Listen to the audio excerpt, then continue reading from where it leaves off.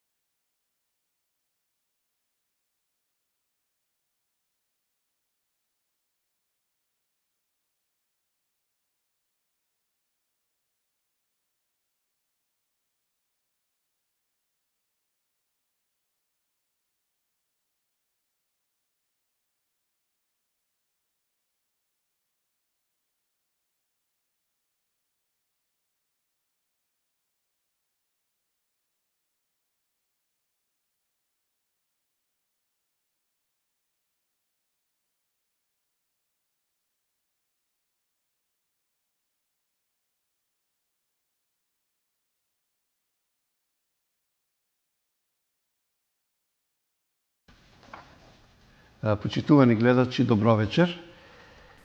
Денешната тема за нашиот разговор е книгата, читањето, односно нечитањето. Мислам дека подобар соговорник на оваа тема не можев да изберам, да најдам од вечерашната наша соговорничка Татјана Алексич. Татјана Алексич имаше подкаст Мирисот на книгата, но не е само тоа. Таа секојдневно е окружена со ученици, со млади луѓе, па е најкомпетентна и најдобро може да ни каже колку денеска се чита, дали воопшто се чита и слично. Јас имам подготвено над 20 прашања, ма верувам во емисијава дека на половина од овие прашања дека ќе одговориме. Првото прашање е: ме познаваме како општествено ангажирана личност, која не се плаши јавно да говори за образованието, за младите и за вредностите. Од каде доаѓа таа потреба наставникот, односно професорот, да биде и јавен интелектуалец, а не само професионалец затворен во училницата? Повелете. Општествено ангажирана, што би рекле по-нашки, дежурна дрдорка. Кога треба нешто да се зборува јавно, ете учителката. Ама и тоа е добро, и тоа е убаво, и такви личности требаат. Најлошите тие што молчат и што само избираат страна. Учителската дејност е многу благородна работа. Колку пати сум го изјавила тоа и ние сме тие со кои што учениците и си одат дома. Значи и надвор училишто не носат нас учителките, учителите, а исто и ние учениците. Значи тоа е една меѓу нас убава симбиоза која трае целиот живот, а идејата на учителствувањето на нашата педагошка функција е да направиме секогаш подобра верзија од себе и од нашето знаење и да ја имаме таа среќа да ги гледаме нашите ученици како не надминале. Еве јас веќе, како да кажам, малку пред пензија, се почесто ја имам таа привилегија да ги гледам нашите деца, нашите ученици, кои се веќе успешно реализирани, општествено ангажирани личности, кои исто така знаат да кажат што треба, како треба, кои не се воздржуваат од стигми, од предрасуди, полтронерија, се она што во пакетот со еден таков дисфункционален систем, да ги кажат своите идеи, своите ставови. Но она што најмногу ме вознемирува, што најчесто во последно време нашите деца заминуваат надвор од Македонија, неретко потпишувам препораки за нив. Ајде веднаш да ве прашам, едно по едно, не само да констатираме, туку да се обидеме и да ги разгатнуваме, да ги разрешуваме некои од овие прашања, од овие теми. Како да ги задржиме младите во Македонија? Има ли волшебно стапче, има ли начин? Ама ова сериозно прашувам, бидејќи сите велиме треба да ги задржиме. Како? Со што? Каде грешиме? Кога ќе ги прашаме младите зошто заминуваат, не е секој заради економската нестабилност или малите плати. Тоа многу повеќе поради несигурност и немање перспектива, неизвестност, како да ја губиме иднината. Меѓутоа, иднината се губи кога се губат и младите, тие се фактички носители на таа иднина. Кога ќе видат дека нешто навистина се случува со системот сериозно, кога ќе видат дека правниот систем функционира, судството веќе не е подкупено, кога нема оценки со врски, уписи на факултет, фантомски дипломи, протекции, тогаш ќе ги задржиме. А тоа е работа која ќе трае најверојатно колку што траеше и оваа транзиција која се уште трае. Значи, без 3 децени натаму ние не можеме да го поправиме тоа што го расипавме. Им оставивме на младите на расипано општество, за жал, од една прекрасна земја, со убава култура и традиција. Јас често пати велам Македонија Елдорадо, да знаевме и политички, и економски да ја стабилизираме, ќе живеевме само од сонцето, од воздухот, од езерата, од се она што ни го дава оваа татковина. Така, апсолутно се согласувам со вас. За жал, ние мислиме дека многу нешта, односно би рекол сите работи, дека можат да се сменат за миг, што се вели популарно преку колено, но не е така. Треба да поминат и години, како што рековте пред малку, и децении, за нешто што се расипало да се поправи. Значи, бе разбрав, во прашање и системот, треба премногу системски нешто да се поправат, што се вели да се направи, дури би рекол, еден комплетен ремонт и на образованието, и на воспитувањето, и воопшто на целиот систем. Знаете како, средната е еден ученик, не мора повеќе, да еден Корчагиновец кој не само што поминал со одличен успех, туку и завршил медицина со 9,8, не може да стажира и не може да најде простор во оваа мала држава да стане еден брилјантен доктор. За жал. И тоа заменуваат. Само еден, а не еден. Да. Така е. Ќе ги учите вие, ние како родители ќе финансираме и како готов производ ќе си отидат во Германија, на Запад и по сите други држави. Софистицирана печалба. Македонија секогаш била печалбарска земја. Печалбарска, така. Исто е сега, само што на еден поинаков начин. И уште една дигресија мала, сакам повторно се вметнам. Рековте пред малку дека вие се грижите, и навистина е така. Ние децата, како да ги оставаме вам, на учителите, наставниците, на професорите, да ни ги чувате прво во училиште, па и да ги воспитувате. И ние сметаме дека е доволно што сме ги создале, сме ги родиле, и дека некој друг ќе се грижи за тие наши деца, и после се чудиме какви се нашите деца надвор од нашиот дом. Па ние нашите деца не ги гледаме ни во домот какви се, а не надвор од домот. И тука има навистина големи проблеми, и вашата професија не само што е благородна, туку вашата професија би рекол е одговорна и иднинска. Вие ја создавате иднината на државата, но ја создавате и нашата иднина. Нашите, какви се нашите деца, најверојатно ќе бидат и нашите внуци, па и нашите правнуци. Но, да се вратиме малку на нашава тема, книгата, читањето и слично. Вие често велите дека знаењето е единствениот капитал што никој не може да го украде.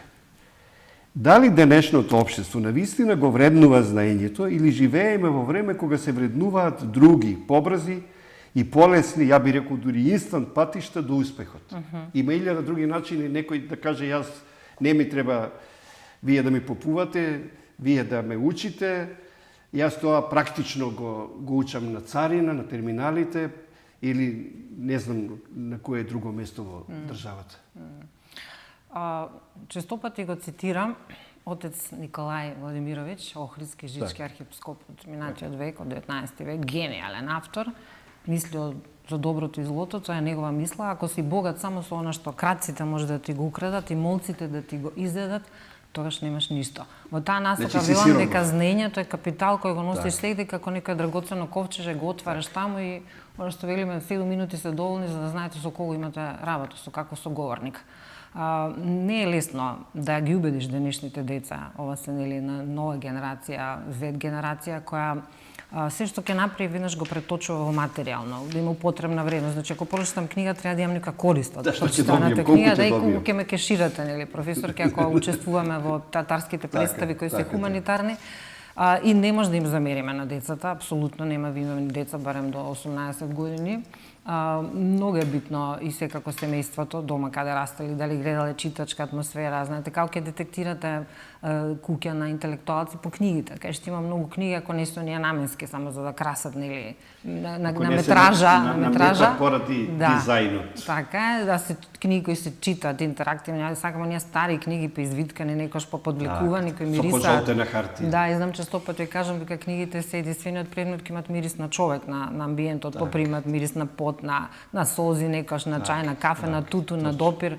И е нешто што е многу драгоцено, меѓутоа како да е загрозена Гутенберговата печатница широм светот и децата се помалку имаат концентрација да читаат. Значи стана, како да кажам, немерни по дух, немаат мог да се задржат и полека, нели, да се чита нешто студиозно, да се доживува, да се преживува, кога го имаат покрај себе компјутерот кој им дава брзи информации. Брза информација никако не е знаење. Самата информација не е знаење. Знаењето треба многу цел живот да се стекнува, што велиме ние, полека, пешки, не инстант, не преку ChatGPT и сите помагала што ги има. Треба да се помагала, а не базата. И затоа дојдовме до една ситуација да буквално ги тераме, ги принудуваме децата да читаат книги, да одат по театарски представи, да слушаат добра, квалитетна музика, како да ги тераме насила. Без оглед што во системот се многу податливи за разлика од порано. Значи, порано не сме можеле да дојдеме до одредени книги, сега ги имате на сивоплек каде сакате. И мислам дека најевтиниот, најскапоцен предмет е книгата. Таа е најскапоцена, а најевтина. Книгите се ефтини за купување, меѓутоа се помалку се чита, а ми се чини како да има се повеќе писатели, значи обратно пропорционално. Повеќе имаме писатели, повеќе има автори. Ќе проговориме за тоа, така е. Помалку читатели. Повеќе писатели има денеска од автори, за жал. Но пред малку вие кажавте, и јас се согласувам со вас, дека информациите не се знаење. Информациите се добри за оние што решаваат крстозбори. И многу луѓе сум сретнал што многу брзо и лесно решаваат крстозбори, ама кои што знаат само некои поими, некои термини, а немаат некое вистинско знаење. Но и вие како професори и наставници често, не сакајќи ненамерно, сакајќи да ги измислувајќи 1001 начин за да читаат учениците, ги носите на театарски представи или филмски проекции и тие сметат дека е тоа доволно. И воопшто не ја читаат книгата, ви ја гледав представа, не ја гледав филмот. Но, кога сме тука кај младата генерација, морам да ве прашам, што ве загрижува вас лично најмногу, а што пак најмногу ве охрабрува кога станува збор за денешните генерации млади луѓе? Дали тие се навистина поинакви од нас, повозрастните, значи од генерациите на нивните родители, или само живеат во поинакви околности. Вие кажавте дека нив денеска ги интересира, ако прочита книга, што ќе добие од тоа. Како малечкото дете го тераме да јаде, му велиме јади, ќе ти дадеме чоколадо. А на возрастното момче или девојче му велиме прочитај книгата или направи тоа и тоа, па за возврат ќе добиеш толку и толку пари или некоја друга привилегија. Па директно сакам да ве прашам, ние навистина живееме во брзо, турбулентно, инстант време.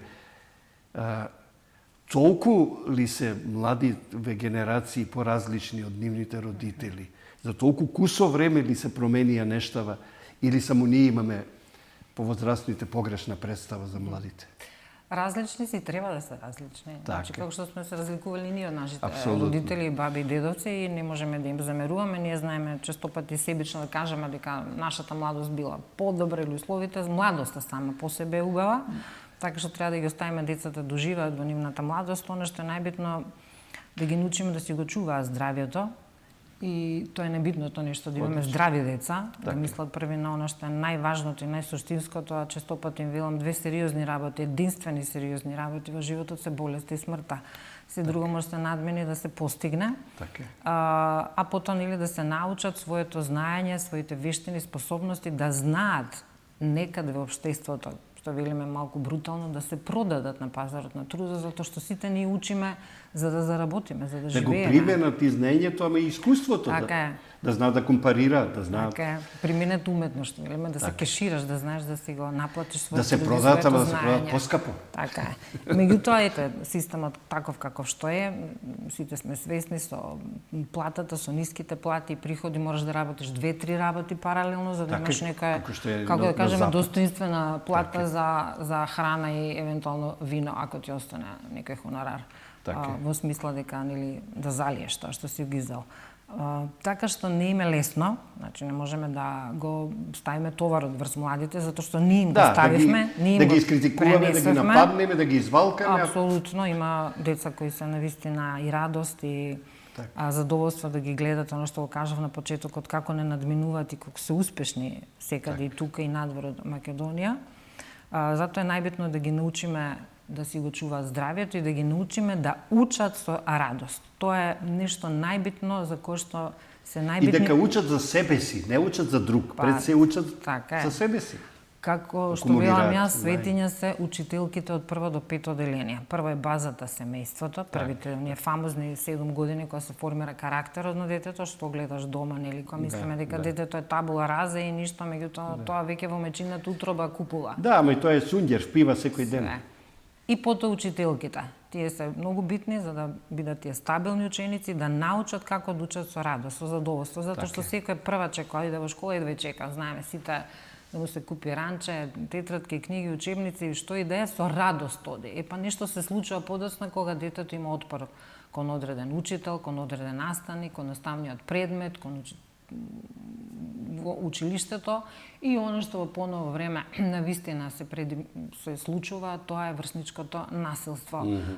Пак ќе го споредиме, не дека го немало и во наше време, меѓутоа биле изолирани случаи, се случувале можеби во школа или на улица, да налеташ на некој што може да те навреди така од прва рунда што се вели.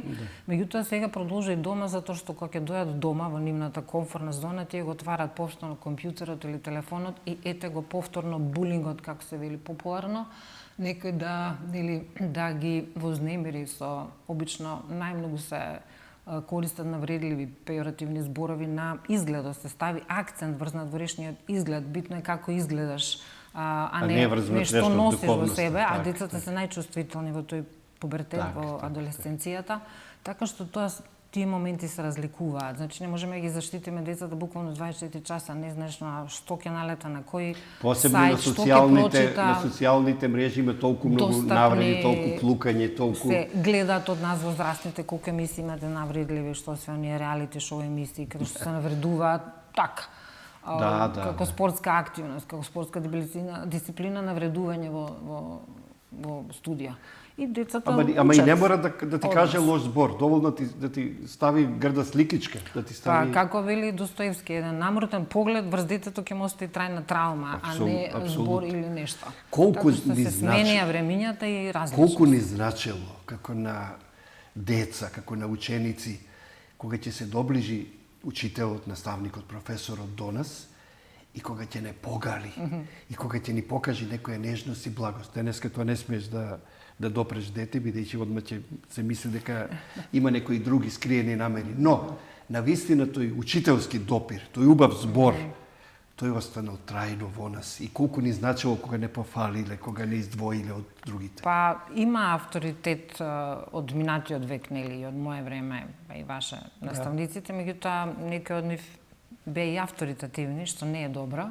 Значи, ние како довлеговме во некои крајности, значи од престрогост, од преголема строгост до преголема анархија. Дисциплина, анархија и хиерархија, нема анархија, демократијата си го направи своето, невоспитани влеговме во демократија. Така што треба се најде нека средина, а ние не сме другарчиња со нашите соученици, не можеме да бидеме другари, мора да има авторитет, мора да има граница, кој е учител, кој е ученик, но секако дека кога си го видиш ученикот, особено кога ќе заврши некаде па ќе се изгушкаш со него, ќе ти биде мило.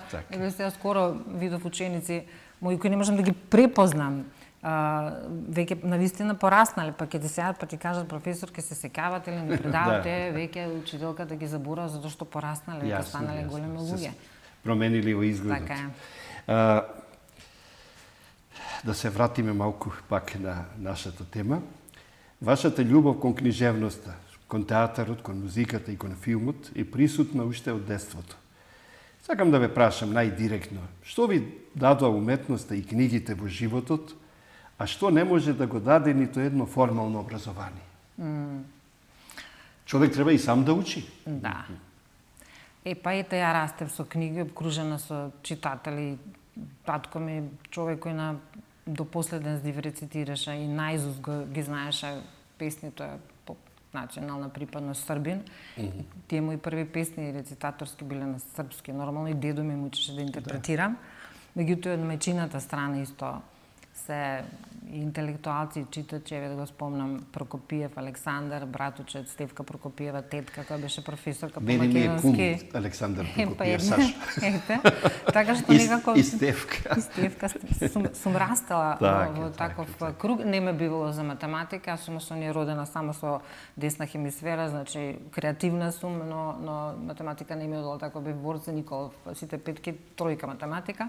И било некако самата преиспозиција да отидам на факултет кај што нема математика. И така било, ако не може да седате, бива, барем мене не ме бива за се. Студирав со голема љубов општа и компаративна книжевност. Повторно би се запишала на истиот факултет, повторно истите професори и асистенти да може да ми предаваат. Тоа е една драгоцено, тоа е капитал, она што го слушав од нив, од сите тие професори, нешто што ми е она драгоцено што нема до крај на живот, да го заборам и постојано ќе се сетам на нив и на нивното знаење, нивната укост и ученост. И се оно што може да го слушам на тие драгоцени предавања на катедрата по компаративна книжевност. И воопшто понатаму во животот книгата те учи, таа има една магична мок, значи додека читаш книга, таа веќе те прочитала и како да го следи твојот карактер. Мислам дека единствениот начин да се излечеш од сите фрустрации и комплекси е книгата, она што е најдоброто другарче, кога немаш кому да му се повериш или се довериш, ти ќе земеш ќе прочиташ книга, може да е стручна и да е научна книга или било што, за да си ги пронајдеш работите кои те мачат, да си ги одговориш сите оние прашалници. Така што читањето е навистина мајчински добро ако некој знае да чита. Да чита со радост, да чита со разбирање и сето тоа што го прочитал да го користи, нели нешто, или ме применет уметност е да прочитаното да го примениш на еден добар начин, затоа што злобниот дух во се гледа злоба. Еве, Бокачо го цитирав од Декамерон. Негативен човек кој е нели со нихилистички вредности и воопшто суров кон светот, кон човек кој нема космополитизам, за него било која книга може да биде опасна. И Библијата да му ја дадете, светата книга во рацете на таков човек може да направи белја. Така што ниедна книга не може да те задои негативно ако си ти стабилен, психички позитивен, ако знаеш да го препознаеш тоа што треба. Туку треба да доживееш катарза, оно што го доживувале во древна античка Грција кога гледале трагедија, нели во оние нивни отворени амфитеатри, за да се исчистиш од гревовите и од мислата на гревот и да ги излечеш добрите страни на прочитаната книга, а не да те инспирира на злосторство. Едно време сака да го забрана Достоевски злосторство и казна, затоа што момче едно сега отслужува затвор, мислам нека го вика Расколников од Рачево, уби баби, една-две баби за нејот интерес, дека книгата е нели виновна, не е виновна книгата, не е виновна уметноста, виновни се системите и семејствата кои ги искривуваат вистинските вредности кај човекот. Она што кажавме, ако најмала возраст детето гледа агресија, ќе сака таа агресија да имитира. Значи ударот создава удар, навредата раѓа навреда. Ако некој те понижил, ќе сакаш ти да понижиш. Тоа ви исто како власта. Секоја власт која ќе се тргне, нези е во главата само повторно да ја турне таа власт и да дојде на едно место, затоа тој циклус на власт постојано. Так. Го спомнавте пред малку Прокопиев и кога го спомнавте, прво, како ментална слика што ми се јави во главата, беше неговата, односно нивната барака. Алжирска. Ходникот полн со книги од двете страни како библиотека. Дневната соба исто така со многу книги. И еве на гледачите сакам да им порачам. Купувајте книги, вашите домови претворајте ги во библиотеки, бидејќи еден ден вашиот син или ќерка или внук и внука ќе ве праша: ја имаме ли таа книга? И многу е жално да кажете дека ја немате, а тој да рече ја нема ни во библиотеката, јас барем тој проблем сум го немал. И јас по примерот на Прокопиев и самиот секој сум сакал да имам библиотека и фала Богу имам над 10.000 книги, со кои што често не знам што да правам, но ги имам. Ова морав да го кажам, бидејќи книгите треба да се читат и да се навистина препрочитуваат. се богатство и кога не ги читате, имајте ги тука покрај вас кога ќе ви затреба. Како декор, има кога ќе ви топлина, притреба. имате енергија и треба да се препрочитува, затоа што не е исто кога ќе почитате, да речеме, Ана Каренина во гимназија, па на факултет или сега. Што зема плинако можеш пристапот на постој да го доживееш. Тога ќе видите дека не сте ја прочитале всушност. Па поинаку се Дека сте доживува, прелистале, затоа дека што секоја декада, секоја деценија секој ново читање, така, открива нови поинаква слоеви. матрица Така. во свеста, во подсвеста. Очигледно е дека има многу прашања за вас и дека ќе правиме и следна емисија, но добро е да стигнем до половината од овие прашања, па затоа ќе си одам поред. Во време кога вниманието е кратко, а социјалните мрежи доминираат, дали книгата и понатаму има моќ да го обликува човекот? Што е тоа што литературата се уште може да му го понуди на современиот човек? Зошто денеска да бара книга? Зошто да чита? Ајде вие малку Затоа што книгата е метафора на моќта на умот. Затоа што ако тој бара истражува да најде книга, ако има концентрација да прочита таа книга, па да подвлекува, да има интерактивност со неа, па на крај да пронајде нешто и од секоја прочитана страница да излече барем една реченица која ќе му биде кецо драка на томошниот живот, тој е веќе успешен човек. Тој е веќе човек кој има дарба да ужива во нешто што е навистина драгоцено за целиот свет, за целата светска култура, затоа што писателите се чудотворци.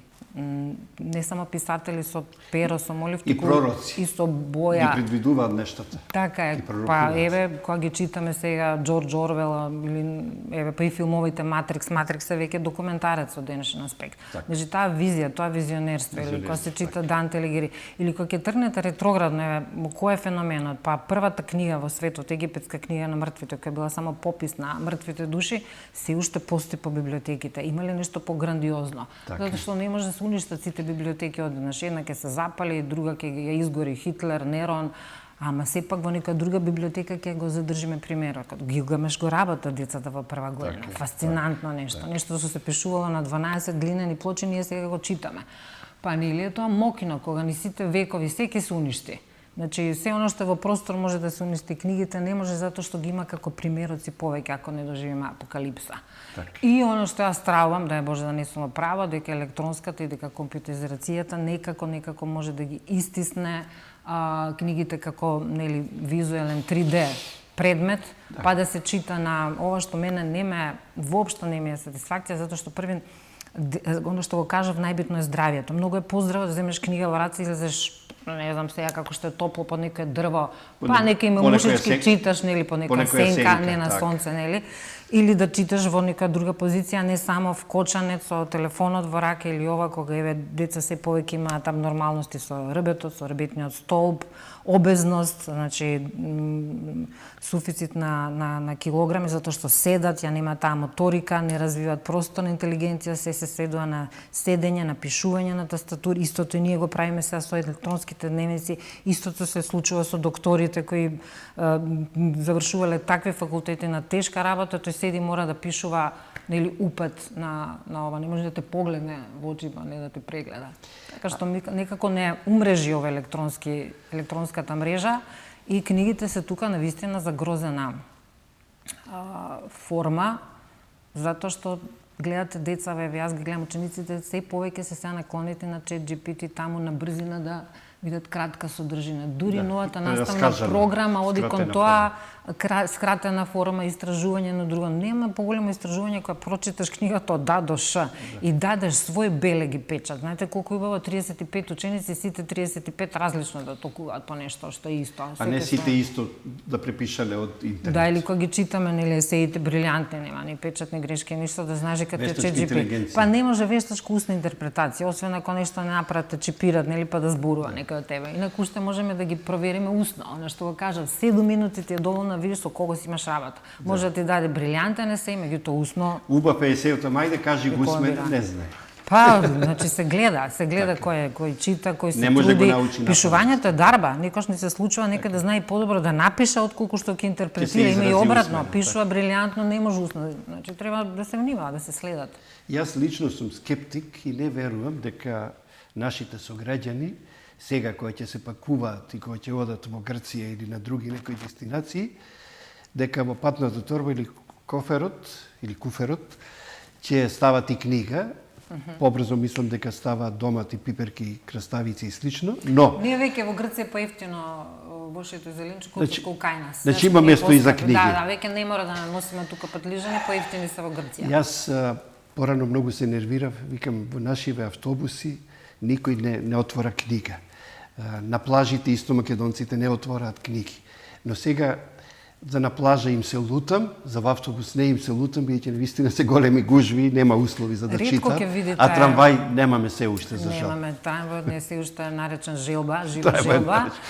Се случува да начекам, јас се возам со автобус со јавен превоз од 2011 веќе не возам автомобил и некогаш ќе видам по нека господја да чита книга. Меѓутоа во Русија а не е лектира, не е учебник. Не е за испит. Реткост, меѓутоа во Москва кога сме биле на оние апсолвентски екскурзии, русите читаат додека се возат по ескалатор, читаат, во кога ќе влезеш во метро, тишина сите читаат. Цело време како читални се. Сега да не се превозните средства. Да се изразам жаргонски, не се фолираме многу, па и не мора на плажа да читаш. Ја викам на плажа читай од морето, читай од небото, од песокот, слушај Джагор Децки. Може да одмориш малку, па и не мораш да читаш. Ако читаш преку цела година, па да читаш. Ако не чита цела година, тогаш обратно, ама па како кој му се добро. Како милува што вела, како кој сака. Бевте меѓу оние кои преку емисијата Сексуална азбука отвораат теми што тогаш беа речиси табу. Колку е важно образованието да има храброст да навлегува и во чувствителни и непријатни теми, наместо да ги избегнува. Имате лузни гребнатини од вашата храброст и од тоа што цело време одите пред рудата, што отворате табу теми и сигурно не посакувате, ама сакале или не сакале, првите удари завршуваат врз вашиот грб, имам чувство. Па, не или имате имунитет веќе? Не можам да кажам дека нешто радикално драстично сум почувствувала, меѓутоа беше храброст да се води на таква емисија во македонска телевизија, буквално отидов со таков предлог проект, меѓутоа претходно со тим професионалци, доктори, професор доктор Викторија Вујовиќ, Слави Царства, Горан Димитров, Сотир Ставридис, Татјана Стојановска, Татјана Горжанова, значи цела флота доктори, инаку не би се осмелила да зборувам за една таква тема, која за мене е непозната, иако растев покрај дедо невропсихијатар, доктор Гичев Ѓорги, и првиот лексикон Сексуална азбука уште го чувам, и така тргна таа книга, и уште не знам колку книги прочитано, за да се осмелам да водам една таква книга, и најмногу ме натера буквално децата од средно училиште, тогаш во Димитар Влахов предав, мојата прва учителска љубов. Таа 2011 бевме први по малолетнички абортуси, што беше една фрапантна цифра, дека навистина нас не се случува нешто со децата и дека не е срамота да зборуваш отворено, камо среќа да сме срамежливи, да не ни се случува. Не може да мешаш срам и она што и незнаење. Неподготвеност. Децата ако учат само од медиумите и сега достапна порнографија, ќе скршнат, ќе отидат во нека друга насока, затоа е добро кога стручен човек им каже, но исклучиво стручен човек. Ја бев уредник, модератор, водител, но тие зборуваа. Не зборував јас, затоа што навистина е една суптилна тема. И потоа тој медиумски проект беше прекинат заради од здравствени причини. Јас закачив длабока венска тромбоза и веќе не можев да го туркам тоа. И тогаш се појави на госпоѓа Леда Стефановска од Ad Verbum и рече дај да напишеме книга од твоите емисии, сите што ти гостували, што беше пишувано претходно, се преточи во книга, значи далеко од тоа дека сум писател, не ни помислам на такво нешто. Туку емисиите, интервјуата од луѓе кои се навистина професионалци, знаат, има што да кажат, запишано, за жал немав да ви донесам, ќе ви пратам еден примерок. Една, да речеме, на духовит начин интерпретација на сите поими од сексуалноста, за сексот и сексуалноста, од А до Ш, Сексуална азбука, но на еден начин да не ти е непријатно кога читаш. И така, како да кажем, азбучник. Баш Александар Прокопиев беше промотор, цензор на книгата и тој каже, еве, имаме еден сексуален азбучник, прв во Македонија таков карактер. И тоа е тоа, затоа што нели сите очекува дека една таква мисија треба да бидеш провокативна, не знам, вулгарна, ги прашаш гостите недолични прашања, интимни, такво нешто не постоеше, затоа што за мене интимноста е светиња. Ова беше баш едукативна емисија од забавен карактер, никого не навредиш, а да извлечеш добри поенти за сите, значи биле гости еве од Меѓаше, Змијана, значи многу гости.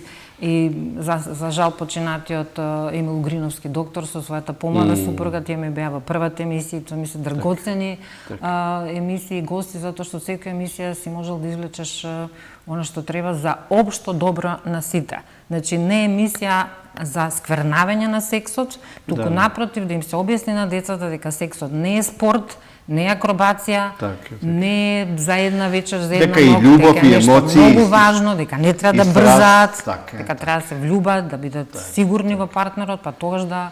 Дел од животот, од човекувањето, природата.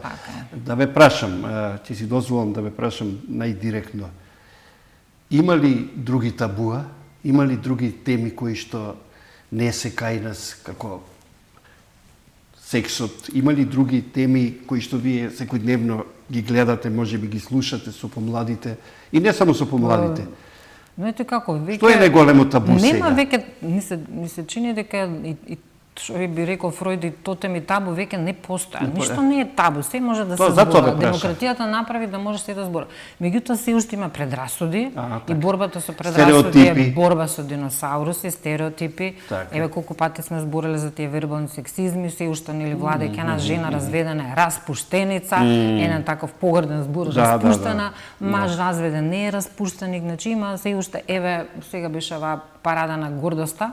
И јас често пати кажувам дека не можеме никако да имаме стигми и предрасуди кон хомосексуалците, особено ако знаеме дека низ историјата какви хомосексуалци што оставиле, нели кој може да го мрази Чајковски покрај неговото Лебедово езеро или Елтон Џон или Фреди Меркјури или не знам ова многу познати хомосексуалци кои ставиле добри дела, меѓутоа самиот начин на тоа парадирање кај луѓето создава револт и се создаваат нели судир на нетрпеливост и тоа треба убаво да се објасни, особено на децата, да не се мешаат баби жаби што велиме хомосексуалство со педофилија, апсолутно немаат врска, меѓутоа треба многу внимателно кога ќе дојде на ред склопување бракови, заедници и посвојување на деца. Само на тој момент треба многу да се внимава, затоа што и вие и јас познавам многу хомосексуалци кои се исклучително добри луѓе,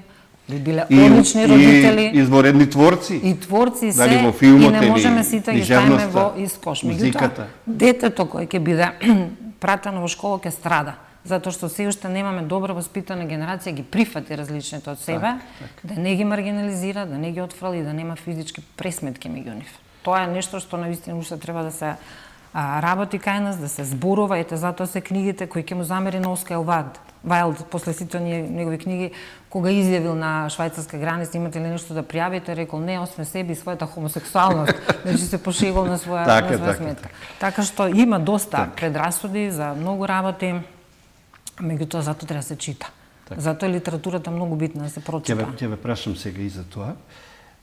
Почитувана Татјана, вашите текстови и јавни настапи често се одликуваат со јасен вредносен став.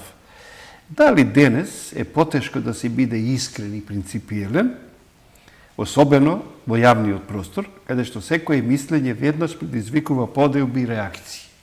Како вие го доживувате ова кога на Фејсбук, на Инстаграм и на другите социјални мрежи површно, веднаш во мигот некој ќе ве дисквалификува, ќе ве навреди? Па добро, Фејсбук е една ефтина забава, како вела, тоа е светот на луѓе кои се материјално па и духовно сиромашни. Богатите немаат време да се занимаваат со Фејсбук, а мене ми е и од комерцијални причини Фејсбукот и го почитувам како нели електронски медиум. Како масовна мрежа. Така што апсолутно си кога веќе си јавно се експонираш, тогаш треба да си спремен, подготвен на јавни коментари, па дали се позитивни, ми се случувало и мене. И тоа баш имаше една буквално беше атак на моето презиме и на мојата српско потекло, мојата национална пределба како македонка. Па јас се декларирам како македонка покрај татко Србин. Уште за времето на СФР јас сум македонка. Да. Многу поголема веројатно тие македонци кои ме критикуваат така дека се препознава моето. Се препознава, особено кога ќе се налутам излегува тоа српското. Сите книги биле на српско-хрватски прочитани. Но јас знам да им се извинам на децата, знам да се критикувам на своја сметка, јавно да кажам кога грешам, да се извинам. Така што треба да сме сите подготвени кога сме јавни личности на некој начин. Што велиме ние наставничките сме инфлуенсери, сакали или не, затоа што шириме некоја своја знаење и ставови во училница пред толку ученици, пред толку родители, така. Од режијата ми дадоја знак дека имаме дека имаме уште неколку минути и еве за жал стигнавме само до 8-то прашање, значи третина од вкупно 24 подготвени. Тоа ќе биде последното прашање. Поврзано е со вашиот подкаст Мирисот на книгата. Вие го водевте тој подкаст, посветен на книгата и читањето. Што ве мотивира и денес да разговарате, еве и со мене вечерва, за литературата и за мирисот на книгата, кога живееме во дигитална ера, кога се повеќе живееме за жал пред екрани, а се помалку над хартија.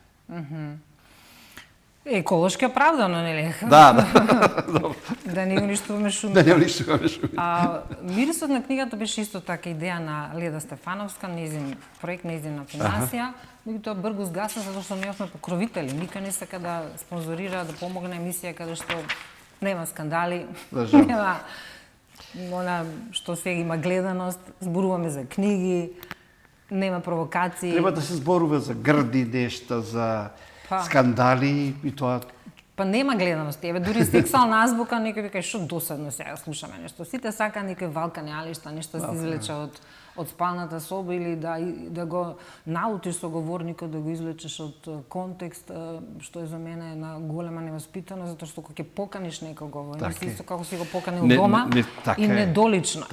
Или да се постои прашање кое ќе биде навистина коректно за да се извлече од гостина тоа што треба.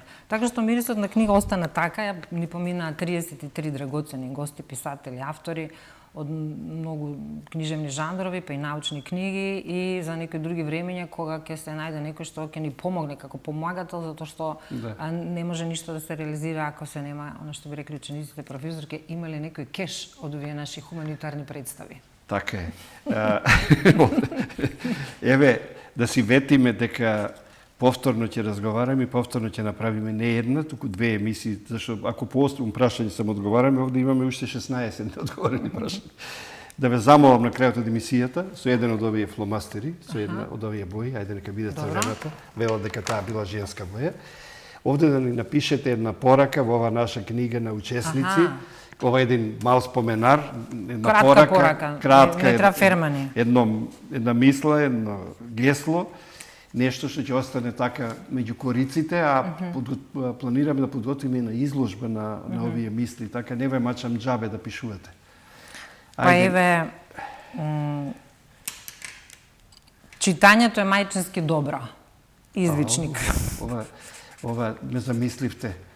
Кога рековте мајчински добро, најверојатно читањето, како и учењето, и татковски добро, ама посебно мајчински. Бидејќи вие раѓате, не ние. Па да, во таа смисла, меѓутоа имаме многу татковци кои се поголеми мајки од самите мајки. И подпишете се тука долу. И останува уште тоа со сите учесници, да знаете го правам, со рака миени ми се раците, иако е жешко време, да ви честитам на се досега што имате сработено, направено. Некако брзо и лесно ми протече емисијава и морам да ве пофалам. Емисијава ми помина како песна. Така брзо. Како еден училишен час. Така лефтерно, ама не знам јас кога почна, кога заврши тој час, некако како да траеше 15 минути, а не 45 минути. Па имавте дрдорлива Па јас сум гореичен, така се најдовме и двајцата. Ви благодарам. Исто ја вас на вниманието, на честа. Ви благодарам уште еднаш.